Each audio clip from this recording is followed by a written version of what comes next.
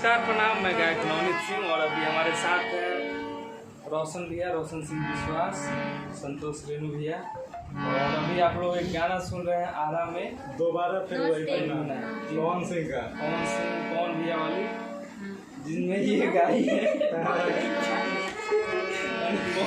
पवन भैया में गाने वाली।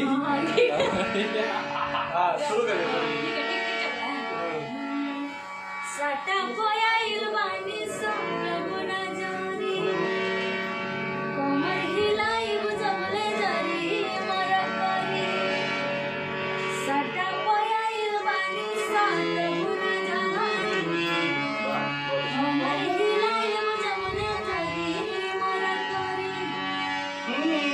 मीठी जवानी के सिखाइबू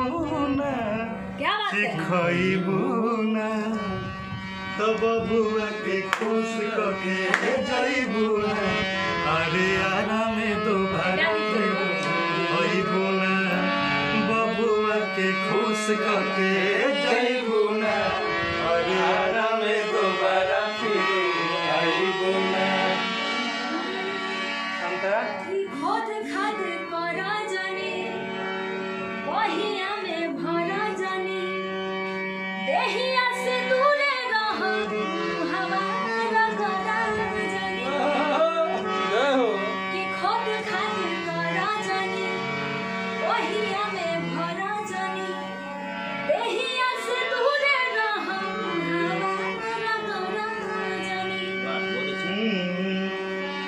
रात भर के तो बात भय गोरी, कसले के ऐसे कोला छुपे छोरी।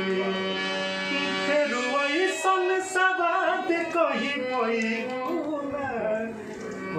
बुना सबे गई कि बबुआ के खुश करके जई बुना।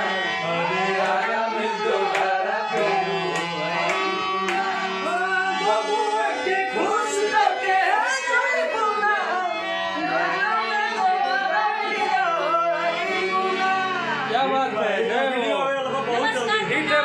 इस गाने को आप लोग ज़्यादा से ज़्यादा शेयर कीजिए, सपोर्ट कीजिए। बहुत प्यारा सॉन्ग है। थोड़ा सा बोल दी क्या आवाज है वाले पियर में तो हम लाल में। ये जो गाना है, ये गाना इतना मधुर गाना है। आरा में दोबारा फिर अइबू ना, एक प्यार है। सही बात है। ये कलाकार को, नृत्यांगना है, उनको प्यार से कहा जा रहा है कि बबुआ खुश कह के जइबू ना। तो भैया का मूड है, मूड है सबसे बढ़िया तो मूड लग रहा है। नो डाउट है, गायकी में तो कोई जवाब नहीं है, कोई कष्ट नहीं। अगले आने वाले 50 साल तक पवन सिंह जैसा फीलिंग्स देने वाला कलाकार पैदा नहीं होगा। अभी एक गाना, अरे बबुआ के खुश कके जाइबू ना।